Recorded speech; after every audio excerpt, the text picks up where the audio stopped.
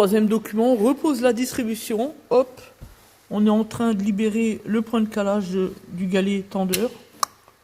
Hop, tout est en place. Tension exécutée. On peut libérer facilement les points de pige. Vilebrequin, c'est bon. Voilà, on est nickel. La tension également. On remonte. Tout est reposé, c'est tout bon. La courroie accessoire neuve, bien évidemment.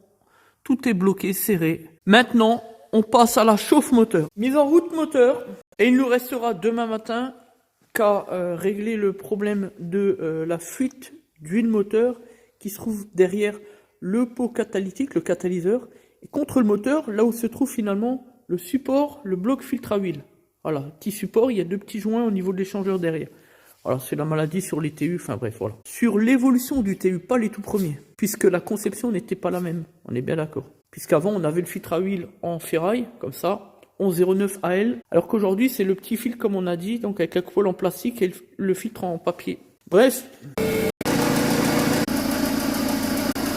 C'est abusé, hein. Oh, la fuite ici, c'est bon.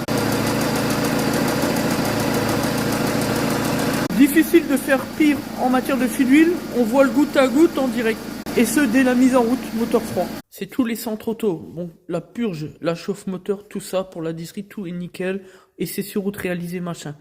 Par contre, on a remplacé donc le capteur ABR. On avait déjà vu le problème de faisceau qui avait été rafistolé vite fait. Mais bon, fallait bien commencer par le capteur ABR. Résultat des comptes, on a toujours l'information au tableau de bord, le voyant ABR. Et puis, qu'est-ce qu'on a? Ben, on prend l'outil diagnostic, puis on regarde, au niveau des mesures paramètres, effectivement, on a un capteur arrière gauche, 655 km/h. Chacun l'a compris, on roule pas 655 à l'heure.